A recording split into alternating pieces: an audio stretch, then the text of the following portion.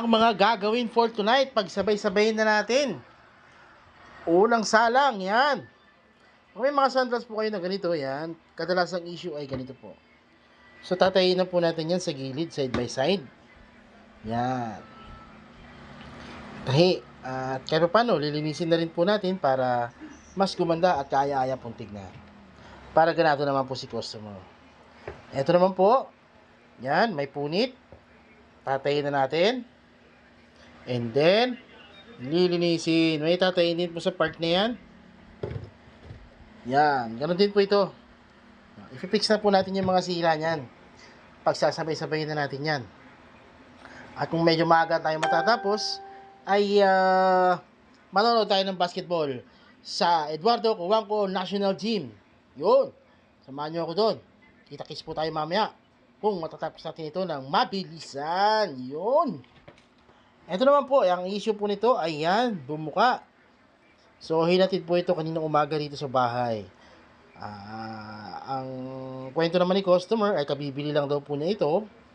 Yun na nga, bagong-bago, nilakad lang ng ilang lakad. And then napansin, natisod po yata yung bata. And then nung napansin nung bata na bumuka, at naisip naman ng magulang na ipagawa kay Marky de la Cruz. Yun o! Ayan, gagawin po natin ito. Tahi po nito ay sa ilalim. At yun, yung mga pang basketball, yan, mga pangliga. Ang mayari po nito ay magaling sa basketball. Pogi po yung mayari nito. Big shout out. Yan, ang issue naman ng sapatos niya. So, ilalim naman ang bumigay. Yan po yung tatayin, yung part na yan. So, kailangan didikitan po natin ito and then tatayin. Kung may mga rubber po kayo na ganito, mga pang basketball, ay gumagawa po tayo niyan. Kaya dun sa mga kaibigan natin na basketballista, please follow, like, and share naman para naman sa maraming update. At pwede kitang i-vlog, i-message mo lang ako kung ano ang mailalaro natin ngayon doon sa gym. Yan. So, kita-kits tayo doon. Mag-selfie-selfie tayo doon.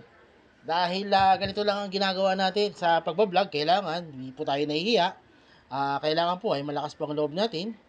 Palakaibigan po tayo. Yan po ang pinaka-the best. Upang sa ganun ay marami po tayo mga followers na talagang magpa-follow po sa atin. Ipakita rin po natin ang mukha natin. Wala pong taong pangit. Lahat po ay may angkin na kagwapuhan at kagandahan.